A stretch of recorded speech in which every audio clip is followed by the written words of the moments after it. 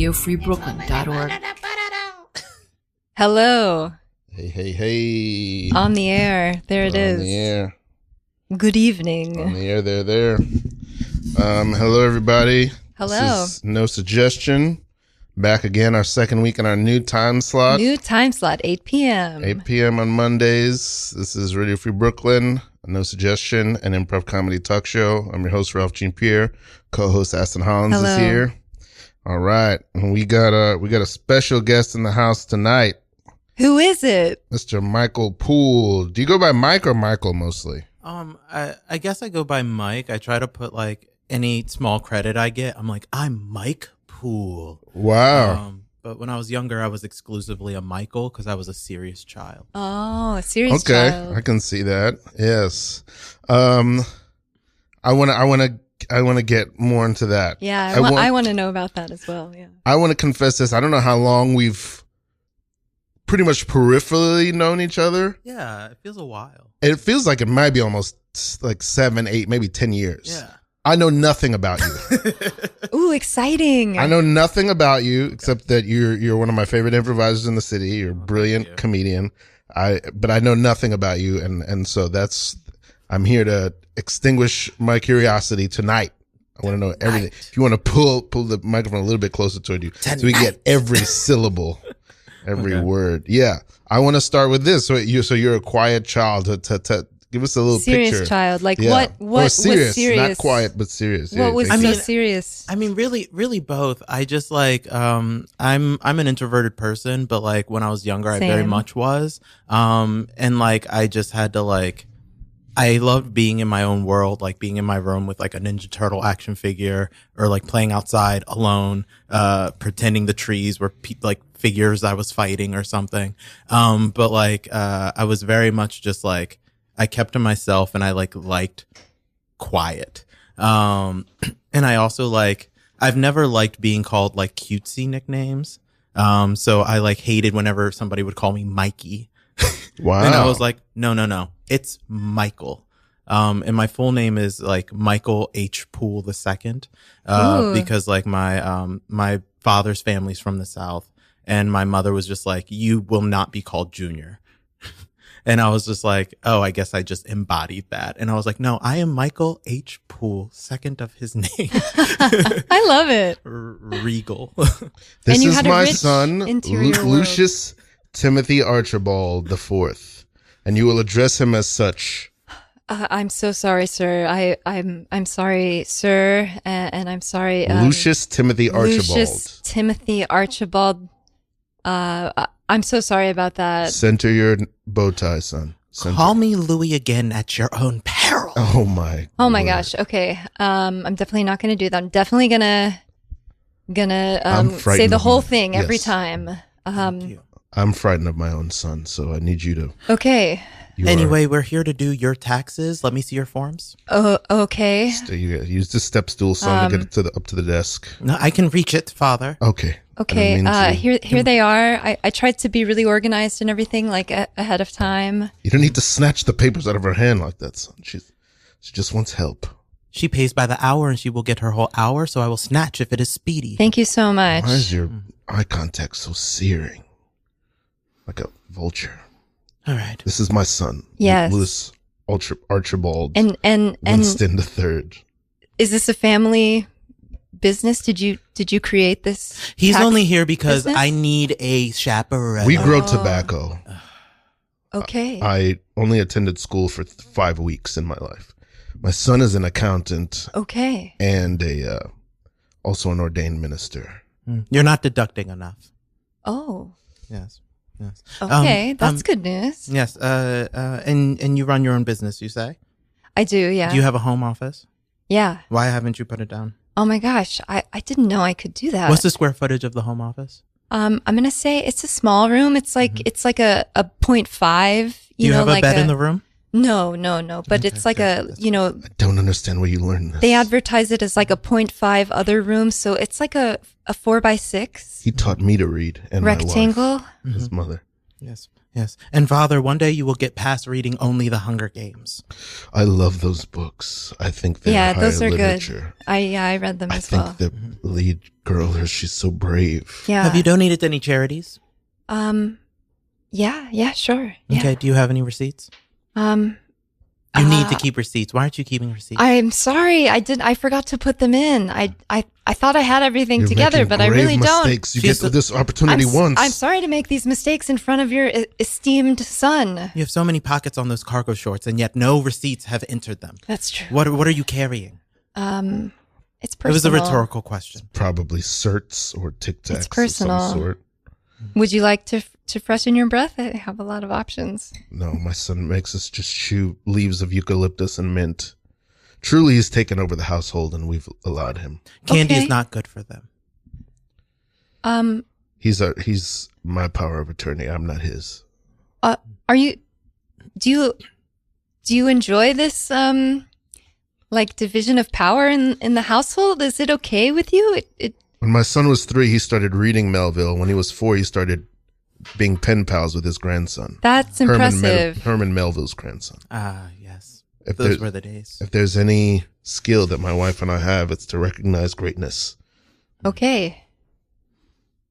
I just want to let you know, in about 10 minutes, I'm going to go into overtime, son. Okay. The hour hasn't passed. The full hour. No, not for you. This is for me on my clock. I'm his driver. Oh. Yes, I pay him. Well, anyway, it looks like I can get you about $3,700 back. If you give me the requisite receipts and materials. Just make sure that you have everything time-stamped if you can, but also make sure everything is in a proper order. Lucius. Maybe a folder. Wow. I don't like things crumpled. I'm so impressed. Lucius, please. I forgot your juice box. That's probably okay, right? It's probably fine. Turn around. Scene. The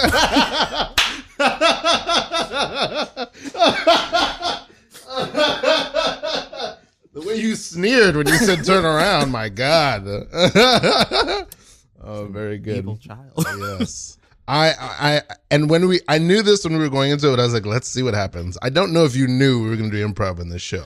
I knew we were going to do improv on the show. I've seen like clips on Instagram. Very good. Now, see, I don't know the most about you either, but like I've seen your whole life on social media in spurts. I am very much someone who just scrolls and goes, "Oh, that's what they're doing. Cool. Oh, very nice. Like, that's what they're doing. Oh, social media, I think it tends to get a bad rap, but I like it as a way to keep up with people. Sure, it has its pluses and minuses. There's great minuses. I agree with many of the minuses. Yeah, I do like to know what's going on with people. Yeah, I think it gets like bad when it gets fake or when it's like not just people you know. Mm-hmm. Like if it's literally just the people around you and you're just sharing stuff. Like at the beginning of Facebook, it was just like, oh, these are just other kids in my class, and it's just like, oh, Rodney went on vacation. Yes. Oh, Amanda might be in a relationship. Yeah, that's nice. But it's like it's just kind of like, oh, we are a little town. But like now it's like I'm like seeing if like I'm mutuals with like another creator who lives across the country, and Pepsi really wants to get on my algorithm. Right. There is that. I do a lot of like very judicious clearing of my algorithm. So now it's mostly memes, raccoons eating, comic book art, and some comedy. I try, but I really have had to like hide a lot of when things show up. Your feed knows you now, you would say. It knows you pretty well. I've manipulated it. Yeah. Because there are things that I'm probably interested in that are bad for me that I actively just hide. You're manipulating it before it manipulates you. Yes. I'm really trying to do that, like, and not, but I'm making that effort. What's your relationship with social media right now? I need to get off it more. I think I'm probably just scrolling through stuff too much. I also like, as a creative, I'm like, I keep telling myself, I gotta put more stuff on. I gotta make stuff. Yeah, but then I'm also just like, I'm busy. Yeah. Okay. I understand that. Yeah. So I like, every time I have like a show coming up, I'm like, ooh, gotta post about it. Wonder if people still look at my stuff. Okay. But like, I don't know if I was better consistently at doing things. I think it would be easier. But I'm just like, I find it annoying to like have to do that. Yeah. Where it's like, I want to do it. And when things are fun, it's like, oh yeah, I'll do it. This is cool. I feel good about this show, or I feel good about what's going on. Let's just post a bunch and show people, and like, we can have fun doing it. But when it's like, okay, every day at the exact hour when most people on social media, I have to post consistently every Tuesday, Thursday. That would be like a full-time, It's a full-time just doing job. that. Yeah. And some people, it is their full-time job, social media. And like, I have too many other jobs. Yeah. Okay, so you were a serious child. Your family was from the South. Are you from the South? No. So like, my dad's family was from South Carolina, but they moved up during one of the great migrations of Black people up north. They moved to Philadelphia and then New Jersey. So like, my grandpa built a house in South Jersey that like his children grew up in, and then my dad bought, and then his children grew up in. Cool. So there's just like a bunch of like family houses around that street, because they all just kind of moved up, and they used to have real skills, so they just built their own houses. Wow. And now my mom still lives there, and next door to like a cousin across the street. And a cousin, that's so like, nice. Next door, yeah. Did you guys had family around when you were young? Yeah. And there's like, I don't know, there's like a lot of us, so it was like, it wouldn't be like my first cousin's next door, but it's like my like third cousin on one side and my second cousin on another, and it's like, yeah, we just kind of grew up there. Like so you're both of your sides of your family grew up in the same area? Well, like both sides of my dad's family. Oh, okay. Oh, got it. So like my one cousin is like my cousin on both sides of my dad, because like my dad's mom's cousin and my dad's cousin weren't related to each other, but like liked each other, and produced a cousin for me that's on both sides of my dad. Okay. Yeah. I can't even wrap my I know. That's a complex. Yeah, they're both related to me, but not to each other. Wow. And okay, and now I'm curious about on your mom's side of the family, where her people from? More North Jersey. Okay, okay. Nice. So you're Jersey. Oh, I can't get away Jersey. from it. Wow. Born and bred, went to college. I never know how do people feel about Jersey. A lot of people I admire, I think, come from Jersey that everyone admires. I think people have mixed feelings about probably any place on the globe. Yeah. Yeah. How did you like growing up in Jersey? I mean, I liked it fine enough. I also like grew up in a different. So I grew up in southern New Jersey. So like my city growing up was Philadelphia. Right. Okay. Like, yeah. New Jersey gets like I guess like a little brother rap, or like, oh, it's just like the suburbs of these cities. But it's also like actually technically is like not fully its own place all the time. So like New Jersey doesn't have like a dedicated news network in that way. Oh, okay. Like there is like NJTV, which like serves some local things, but like in the southern half, it's all Philadelphia news for your major like news networks and like your NBCs and ABCs. And in North Jersey, it's all New York stuff. And the same with the sports teams. Like the only sports team that is in New Jersey, that claims New Jersey, is the Jersey Devils. Right. But then like most people like the Philadelphia Flyers or the New York Rangers anyway. Yeah, isn't there like a New York Stadium in New Jersey? Something like that. At one point there were like 3 or 4. Yeah. Because like the Giants play out there, the Jets play out there, the New York Red Bulls play out there. They have a lot of space. Gotham FC. Yeah, because there's a ton of open space there. And gotta expand. Yeah, and like it's so hard to develop anything in these major cities, because like Philadelphia on its own is a huge city, and New York is gigantic, right? So it's so hard to like get the permits and the funding and build in a timely manner, and like it's just, and then parking would be insane.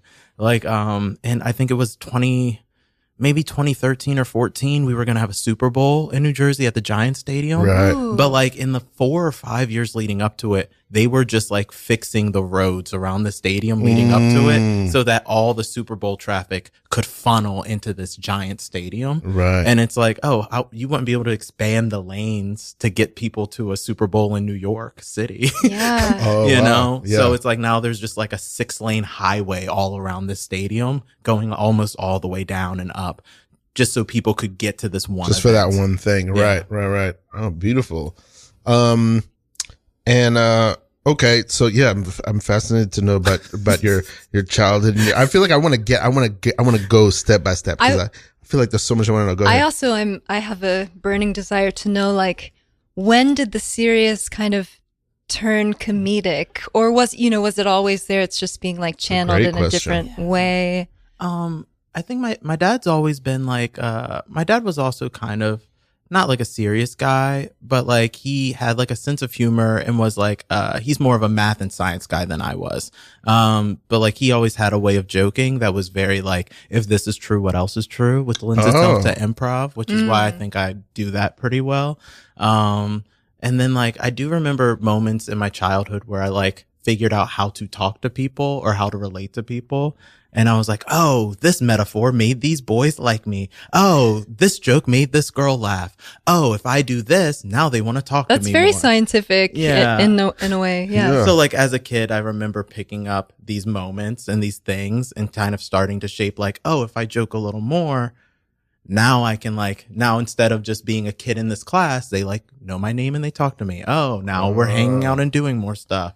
And I also like, I attribute a lot of it also to I have an older sister. I'm the youngest of 4. And my older sister would like try a thing just cause.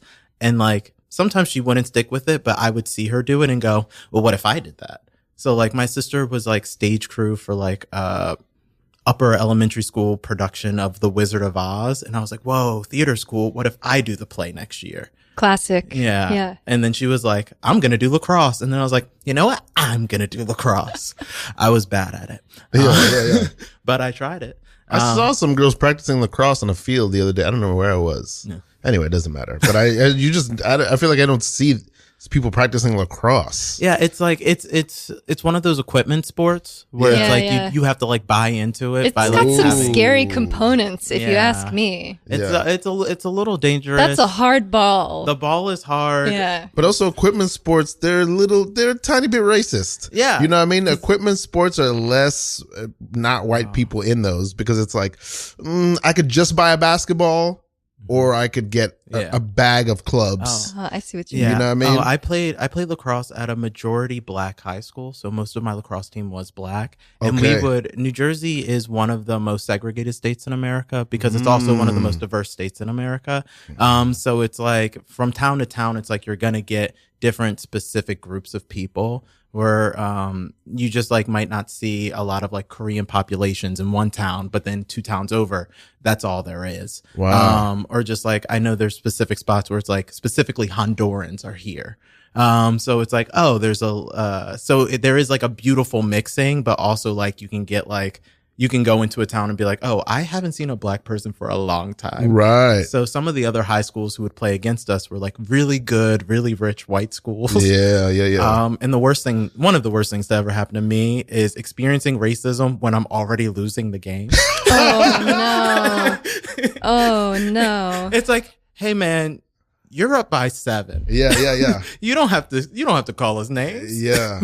You won already. Damn. Yeah. Like, something about certain sports they carry, and maybe that'll go away someday, but they carry like a whiff of like, this is not for certain people. Well, they stole it from the Native Americans and then said, well, now it's ours.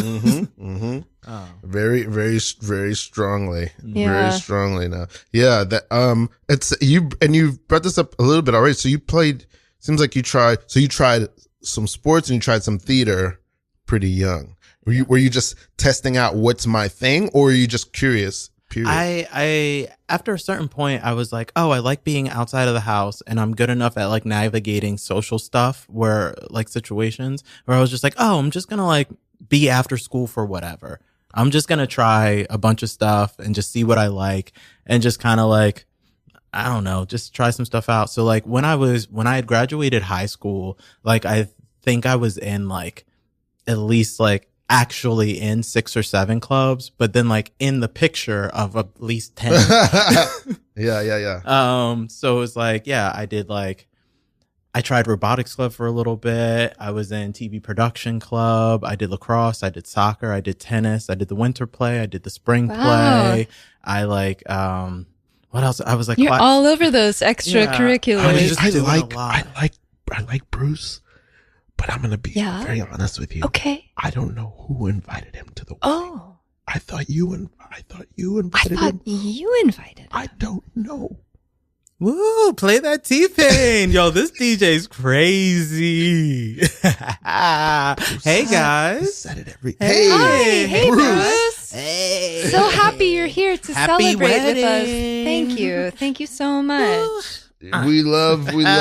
You've been dancing it up. You've been You taking a really lot of have, pictures. like- Oh man, You're like the star of this wedding. You don't even Bruce. need the music to start.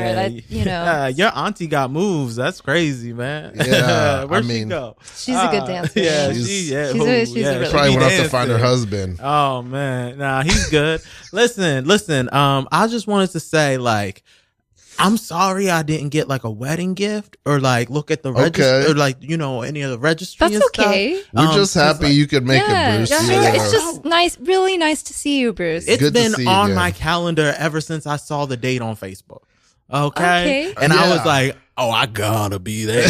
You gotta save that date. Yeah. That's because we were wondering like, oh, maybe we lost your invitation or something. Maybe we got lost you in the lost show. my invitation? I don't know. We're not Oh. sure. We're We're trying we're to sort trying that to out. figure it out. Yeah, But it's nah, so good that you made it. Yes. Yeah. Like we can get another wedding cake. That's not a you know what I mean? Like I mean, that can be replaced. Sure, it's replaceable. We'll just do it another day. That's not our wedding day. And with people. I mean, my brother Our yelled entire like your shoes are community untied, watching but us. I don't think you heard him in time. Nah, the thing is, it's like I was really like, honestly, it's like if the DJ wasn't playing crazy hits, like it lot was of like back hits. to back to back to back, then like I probably Wipe would have your had tears, time honey. to like go like tie up okay. the laces. But like, let me tell you something. That wedding cake did taste good. Like I had some all over me, so like to get it off, I had to like lick it and like. Well, I'm glad someone got and, like, to taste it. Yeah, you know? yeah. So like if y'all do like a re-wedding or something, like that cake was bomb. Get the same one. Yeah. Thank yeah. you, Bruce. Thank you. Yeah. Thanks. Y'all look Bruce. beautiful. Thank you. Thank Y'all look so you. beautiful today. That's crazy. This is our special day. This is Yeah. you know. Couldn't be happier because everything is just going great. Yeah. I don't know why I have the impulse to ask this, Bruce, but I want to ask it. You want to ask about the tank top?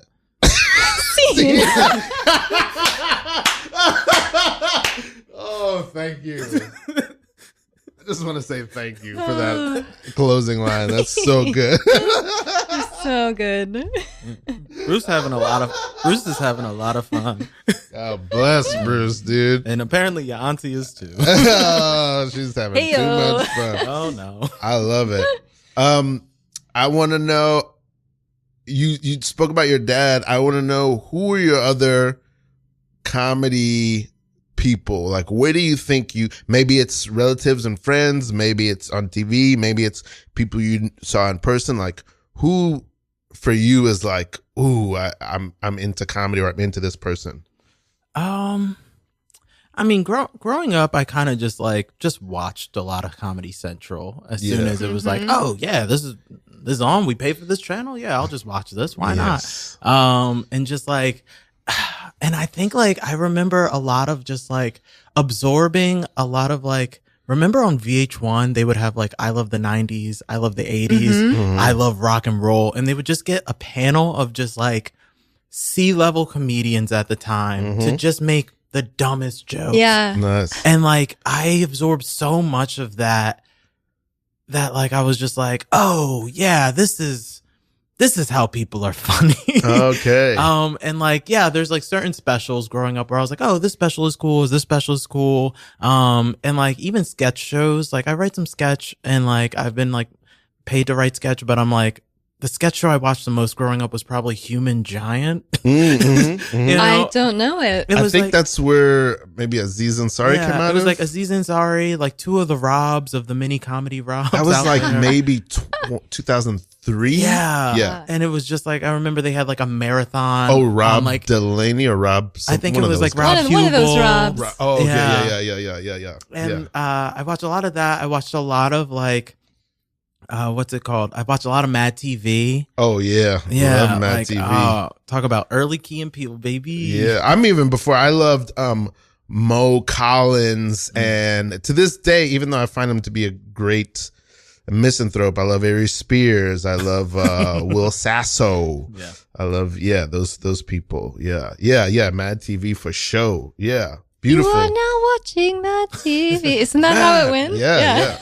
I love Mad I pulled TV. that one out. I just pulled it right out of thin air. It just sits in the recesses of your mind, waiting to be unlocked. So just like the melange, whatever comedy was happening. Yeah, I was just watching a lot of that, and just like I don't remember like specific stand-ups I liked. I was never like a huge stand-up guy, but also like just like as a Black person existing, like I saw all the kings of comedy. Yeah, of saw course. like everything that was out. Everybody trying to do something at the Apollo. Yeah. Like I was just watching reruns of stuff because like we just used to be able to do that. You know, like you would just let it play and just kind of like take on whatever was there instead of going, I'm specifically turning on this app to watch this show. And then they will advertise these 3 shows after, which I probably don't want either. Yeah.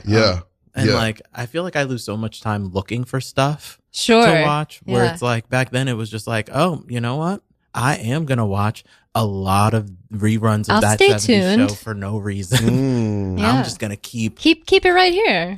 I'll stay tuned. Yeah. I think that is like, I think that's one of the reasons I don't know. I don't think I was ever a TV show person, but like, yeah, I don't like the binging. I like, give me one movie for 90 minutes to even 4 hours. I'll go the distance, but I can't do a bunch so interesting of them. I can't do it. Yeah. I want one arc. I want to be in, I want to be out, and I want to go somewhere else. But a longer, telling a story over a longer period of time, you know, there's room for lots of complexity. And I think it's emotionally too turbulent for me. It's too much. Wow. I needed to resolve. I think that's really the thing. I needed to resolve. You need a resolution. Pretty quickly. Okay.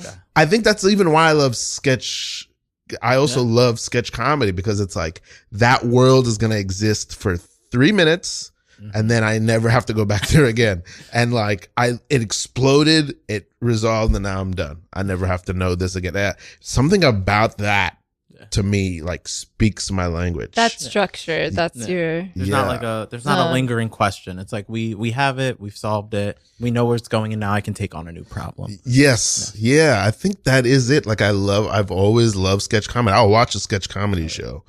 I'll watch or just a show that's not in sequence. Like I'll watch any series, but if I have to watch in a particular order, no. I love like starting at the beginning and going through, that sounds so stressful. If it's good. Where are you with that? Are you a big binger? I used to be bigger on movies and not like television series, but now like as I try more and more to like work in television and make it really my thing, I'm like, oh, I should probably watch more. My girlfriend also watches a ton of shows, and she has forcefully brought me along to most of my favorite things that I've seen in the last couple of years. Nice.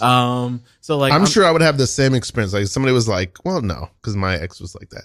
I probably would still resist. He's like, but nah, she's not getting me to do it. But there are shows like I peeked in on that that I was like, oh, because it's not the show, whether or not I think the shows are good. I think I'm just emotionally like it's too much. Well, like I even noticed like I am fully okay. And I think it's because of me just like watching whatever, whenever it was on. Like I'm okay with not knowing the whole story. I'm just like, oh, I pop in, I watch an episode and I was like, oh, cool. That was great. And I'm like, oh, I'm not watching. I don't need to watch the next one. I too am okay with that sometimes. Yeah. Like I've seen the pilot episode of Breaking Bad 9 times. Wow. And I've seen episodes in every season and I know some character arcs, but I also just like have never watched it all the way through. I would say it's worth watching. Just putting it out there. It's a good show. It's a great show. I've seen enough of it and I've like know so much about it. I should just sit down and rewatch it. And I've watched the pilot because every like pilot writing class, every screenwriting class, like every TV class is like, yo, like this is a good pilot. I've read the pilot of it and I'm like, no, this is great.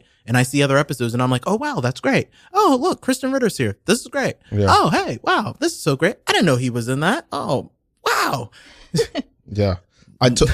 So I want to add to Aston's question or further. When was the moment in your life and where were you in your life when comedy became the thing, like, oh, this is the career I'm going to pursue? Aside from just like making friends and Yeah. In theater, I did theater all throughout high school. But I also never considered myself an actor. I always got like the small parts or the comedy parts or like little things. I was Eugene in Grease, the nerd. I was Harry the Horse in Guys and Dolls. Okay. I was Homeless Man 1 in Little Shop of Horror. No. Yes. But when I got to college, I was like, I'm done with theater. I'm not doing theater anymore. I don't have to do this. But there was a theater club on campus that a bunch of people I knew were in. And I was like, okay, maybe I'll just like do tech or something so I can be involved, but I don't need to be in plays. But they had like an improv group that like I went to see because they would have so many shows every month. And I went to see them and I was like, I'm better than these guys. I can do this. Yeah. So then like I went and did it and I had a lot of fun and I did it for like a couple years. And this is in Jersey. This is in Jersey at Montclair State University. Shout out. Yeah. We are the improv group within the theater club was called Montclair Improv League and Friends, just so that they could call it MILF.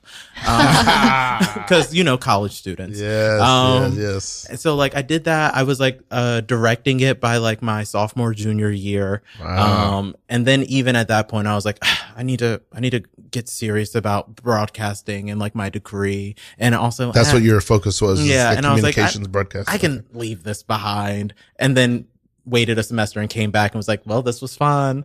So like by the time I was about to graduate, I remember like, cause like my program was all about making producers and like directors and stuff. So like I was like directing at certain points, like I was okay at directing like our news program and different things. And one of our instructors was like, oh, what are you trying to do after college? Or what are your plans? And I was like, I think I might try comedy.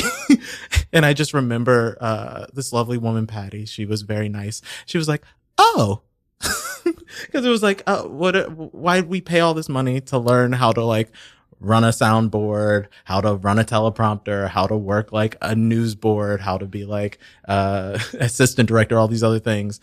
And then I'm like, nah. So like I've like after graduating, I found like the first like kind of broadcasting editing job I could like out of like that was in New York so that I could just like move up here and then try to take like classes places. So like I worked I was a year-long paid post-grad intern for like Major League Soccer. And then I just started taking classes at like UCB and doing indie shows. And I did a lot of stand-up when I started coming here. But it's not for me. Yeah. Oh, what do you think that, because I'm very curious about this, because I think that is a very particular thing. Aston does stand up. I think that's a very particular thing of like, I think being a comedian is one thing. I think most people just think of stand up when they think of comedy, but being a comedian is one thing. I think being a stand up is an even more particular thing. I think you either are or you aren't. Interesting. A stand up. That's interesting. I think you either have that thing in your bones or you don't. I think so much of stand up for me was also like finding, not particularly like I have to find my voice, but I needed to like find the voice that I had that resonated with audiences. And I think like so much in comedy is like, yes, you're presenting yourself, but like as human beings, we're like multifaceted people. And like, there's always like, there's a version of me who's energetic and a version of me who's not, and a version of me who's sad and a version of me who's a little wacky. But like the audience doesn't want to see most of those from me, where it's like, sure, you don't know that. But the thing is, I did it and they didn't like it. Yeah. So it's like, and That's like, funny. I found like the different things where I was like, oh, if these are lanes where it's like where people would want to see things from me, or where like I can get the most bang for my buck. And I was like, oh, this is cool. But there was I just like it when you're cool. You're showing a lot of stuff today, but it's better when you're just, you're just cool. No, just be cool. No, Mr. Brian, I'm trying to tell you that like I couldn't hand in my math homework because like I'm having trouble at home. And like, I know that I'm like, Andy, this is all year long. You've been you've been smoking in the hallway, putting one foot up on the wall. Yeah. What happened? I've been counting on this. I swear I'm cool. And like, I'll get back to telling you like my story about like me and the hot babe this weekend. Yeah. But like, I'll get back to that. But I just need to let you know that like, I can get my homework in tomorrow, and I know I'm failing the class. I just really, it looks like you're dozing off. Andy, you're breaking my mystique, Andy, and I'm getting bored because I didn't know. Somehow you were keeping up with all the work, but being the coolest kid, barely showing up. Yeah. So anyway, keep that up. She was like, "Hey, you look a little too young to be here," and I was like, "I look old enough for you, babe." You're a bad kid, Andy. And like, listen, she was 19, and I'm like 17, so like it's all good. But the thing is, it's like I'm always looking out for college chicks. Know what I mean? See, Linus, the smart kid, now he's perking up. I'm just taking notes. I'm just listening. That's what Linus likes to do. Taking notes, listening. Cool is not a word that I identify with. I don't see myself. Watch this, Andy. I don't see myself as cool. Hey, Linus, I think you actually lost half a point. I think you only scored at 98.5% on the test. No, Mr. Bryan. Mr. Bryan, you're supposed to be an adult. Hey, can I ask you something? My perfect score. No, hey, go ahead. Hey, it seems like you're more receptive to like actual human beings. Can you tell our teacher that like I can turn in my homework tomorrow? Because like he just kind of wants me to be cool. Okay, like it feels like he'll turn in the homework tomorrow. And so sorry. Back to my half a point.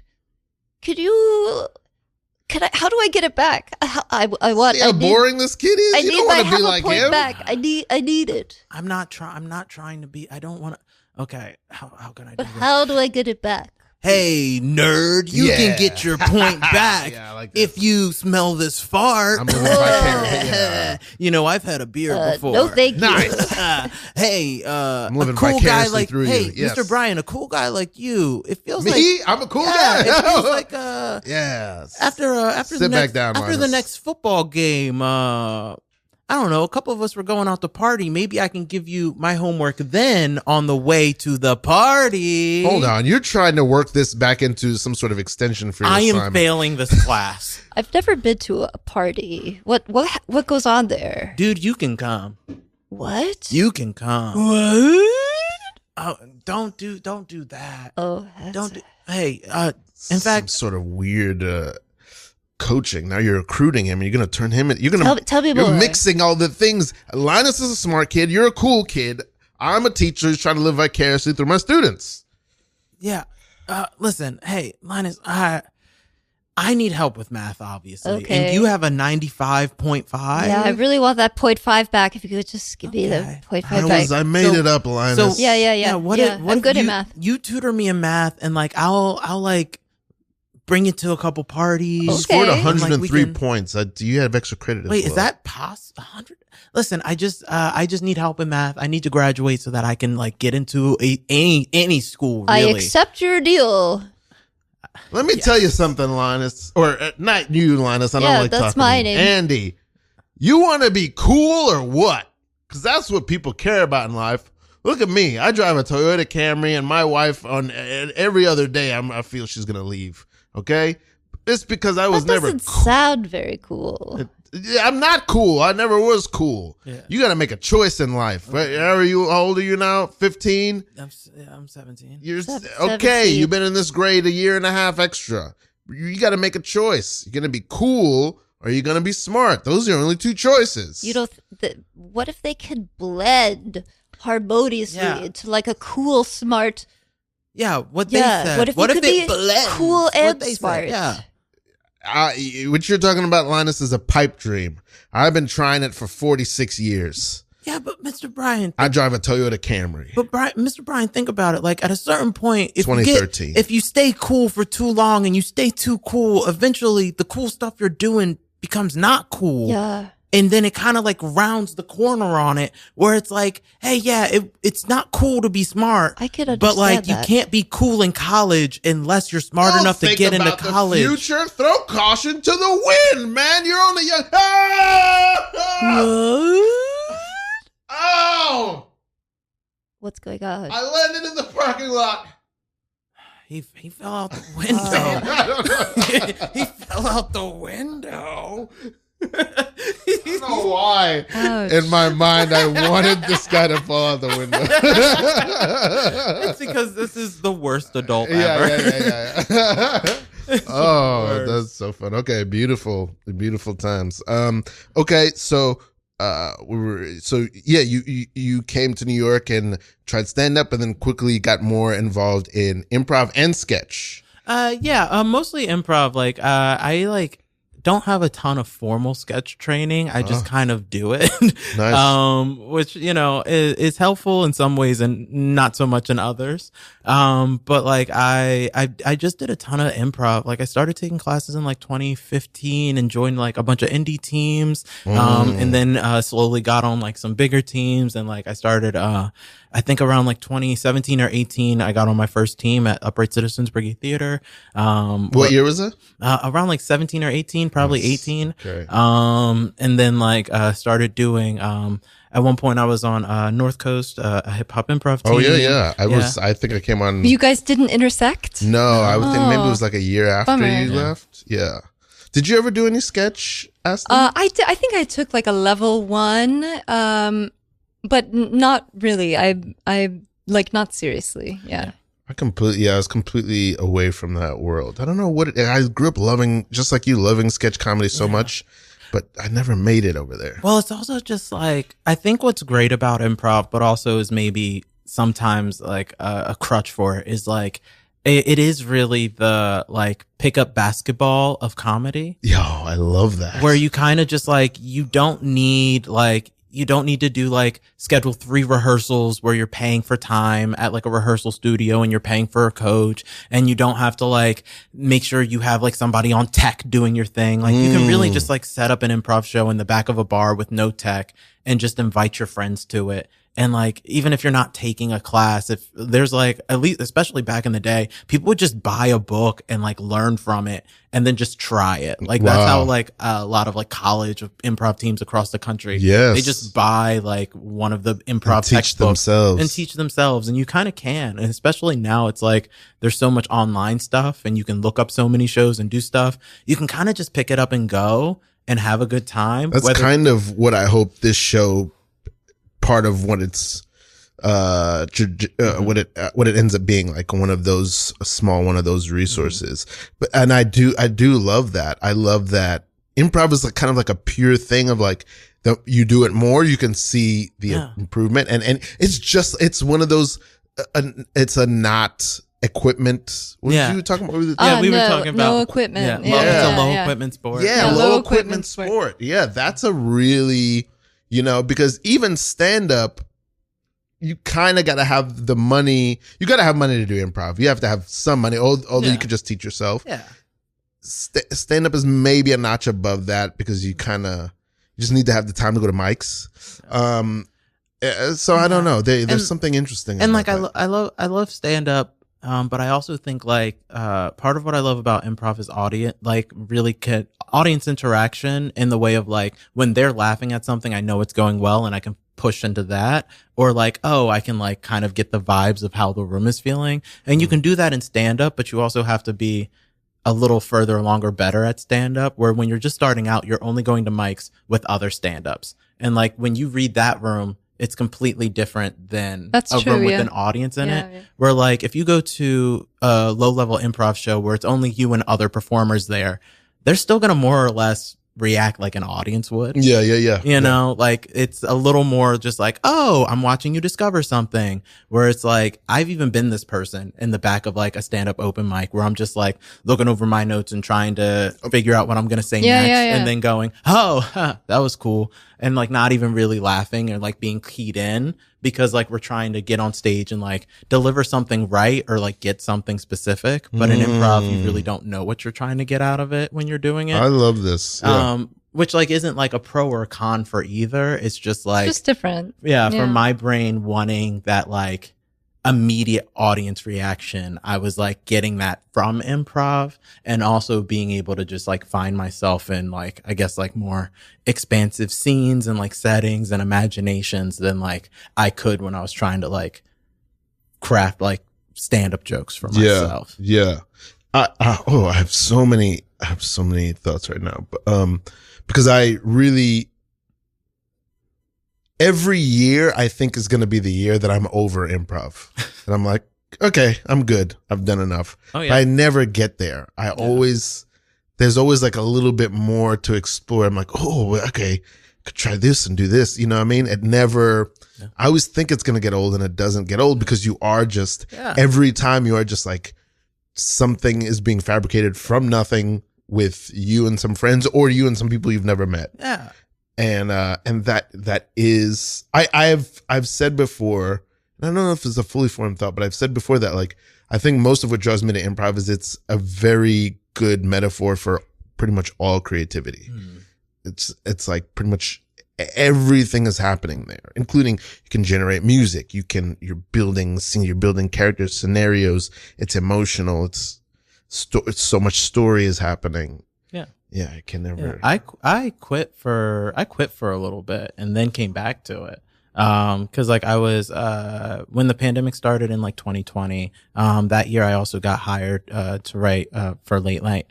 And I was just like, oh, okay, improv's Late Night with who? David Letterman? No. Oh, Jimmy Fallon. I was writing for the Tonight Show, starring Jimmy Fallon is its legal name. And like, it was just like, oh, everything's over Zoom and I'm not in person and it doesn't feel the same. And I also don't want to get sick. But then even when like the world opened back up, I was like, do I want to go back to all like the bureaucracy of like theaters and like the relationships and all the stuff that's like outside of the stage that was kind of bogging me down towards the end of my time doing it. And then eventually I started like teaching more because I was rehired to teach again at UCB. And I was like, oh, just like watching students like discover the love for it, and also people just like pure exploration and fun. I was like, oh right, this is what it's supposed to be. So then I started getting back into performing and doing more, and now I'm just kind of back out in these streets again. But this is not an endorsement, but I do want to say I feel like there's a new vibe at the UCB. I was always a pick guy, and you know, I probably still am probably more of a pick guy. I would never say I'm a UCB guy, but the vibe is a little different. The vibe was a little pricklier back in the before times. I mean, and like maybe it's clown, maybe because there's more clown happening. I don't know what it is. Well, like every collection of human beings who make up a system to do something has the ability to kind of like get bogged down by like all the things that aren't the activity. And it's just like, it got to a point where it's like, everybody's going there because they're like, oh, this is where the Broad City girls were. Oh, Amy Poehler started this theater. Oh, this is how I get on. This is what I do. And it's like, cool. But like, there's a fun activity here where if we just focus on that, we can all get better at it and probably still get those other things. But then it like starts to create like this competitive atmosphere and this kind of I gotta get mine atmosphere, which is kind of antithetical to a lot of improv, where it's like, oh, this should just be about like, we're here, we're connecting, like really connecting on stage and not just going, who can be the funniest here? And then like, I feel like there was a loss of some of that the bigger the theater got. But like now that it's new and we have new owners and we're kind of starting fresh with a lot of stuff. And we've also just like, a lot of the old guard have like moved on and done different things. So it does feel like more of a collaborative space where I think all improv spaces should be. Yeah.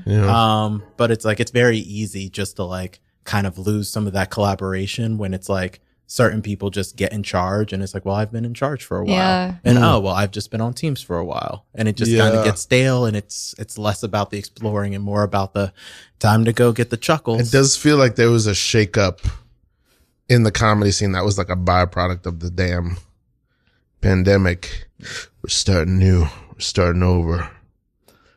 We're leaving everything behind. It's time to leave. It's time to go. There's nothing more we can do here. Guys, like, I'm packing up. No, hey, okay, guys, it took us so long. It took us so long to get this apartment. All right.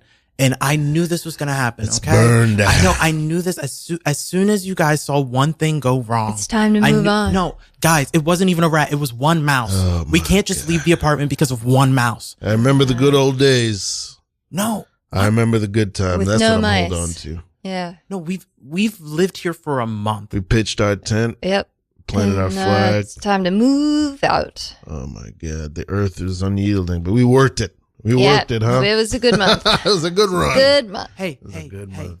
Hey, guys. February, the shortest month. Tony, look at me. Okay. Paul, Bernadette, look at me. I'm looking at you. covered in soot. Okay. Been through a lot. No, guys, Still you do this smoke with coming off of you. you guys do this with everything. Okay, Bernadette, your gym membership. Yep. Okay, you went for 5 weeks and then you went, oh no, one of the machines was slimy and you haven't been back. Yeah, it's not for me. Yeah, No, move you're away from signed that. Trying to move away No, from that. When there's a gym, disaster, you move No, on. it's a 2-year commitment. You're not even allowed to cancel it. You have to just keep paying for it. Pick up and move on. You do this with everything. And Tony, for the sake of the children. Tony, remember when you signed up for guitar lessons? Yeah.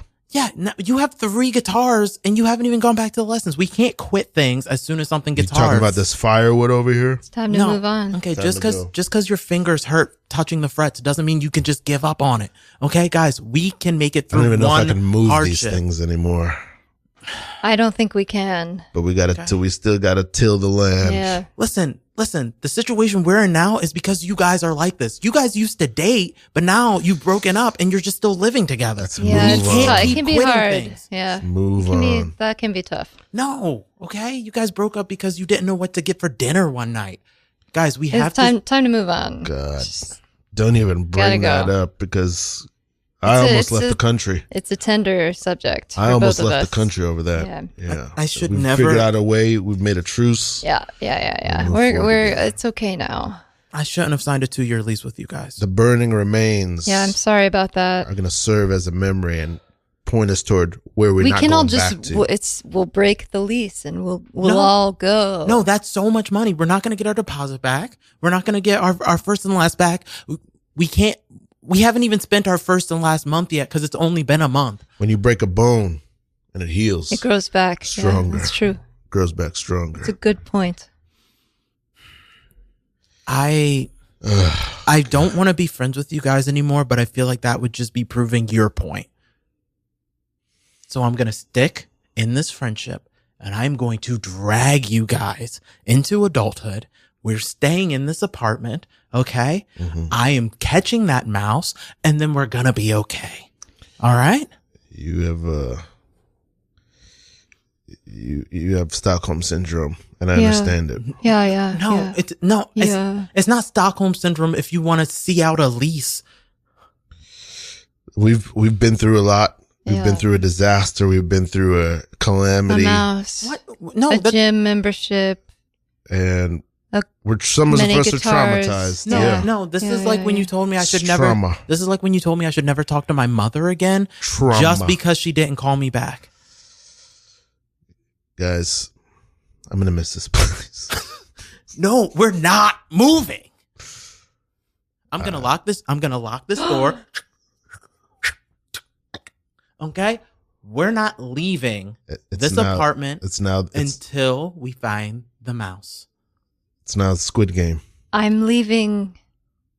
Like, I'll just turn around, and that's like I'm leaving. And Symbolically. Yes. Like you did with the dishes that are still there. Yeah, There she yeah. goes. Because if you turn away from us, now you're facing the dishes. I miss Now you're facing those dishes. You want to do that Bernadette so much. now? Yeah, you want to She take care led of a those. good life. She's right there, dude. You want to take care of those dishes while you're there? Yeah. I fell off the window. See?